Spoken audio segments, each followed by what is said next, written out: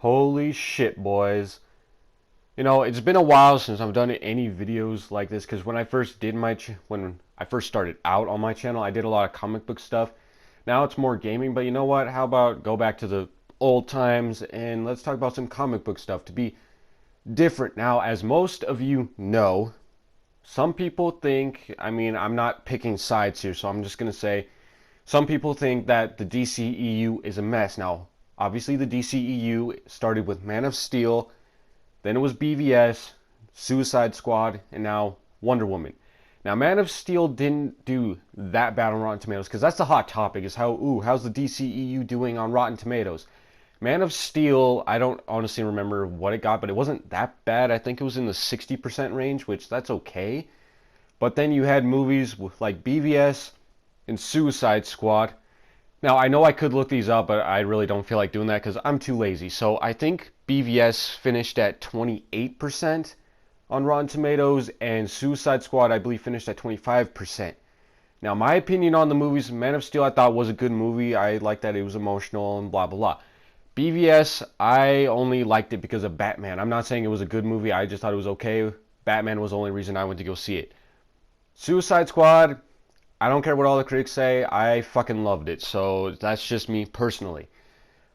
So the hot topic is, how the DCEU is going. Is it going down? Is it going up? Was Wonder Woman the movie to save it? Because that's what people are looking at right now is the DCEU in Rotten Tomatoes. And goddamn, it looks like Wonder Woman is going to do great on Rotten Tomatoes. Now, at the time of this upload, it is at 97% with 62 fresh, 2 rotten. Now keep in mind, like I said, this is at the time of the upload. That's bound to change. That doesn't mean it's going to stay there.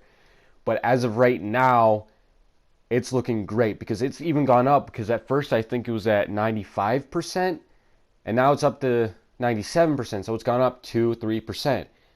That's great news for the DCEU. So critically, it's looking like this movie is going to do great. Now, the only problem is financially because it's been reported, unless it's changed, that it doesn't look like it's going to make that much money like the other DCEU movies. It's looking like, I believe it's in the range between like 60 million and like 80 million. I think it's somewhere in that range. I may be wrong. Sorry if I am.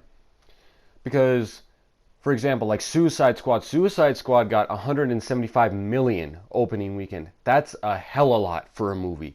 Obviously because of how hyped it was. And it topped out at about $745 million, somewhere around that range.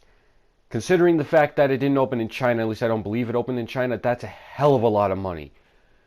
But this is great news for the DCEU. It looks like this is the savior of the DCEU. And obviously later this year we have Justice League. Now, of course, I am one of the people who is worried about Justice League, but we've heard that Zack Snyder stepped down because of family matters, which, condolences to his family and stuff.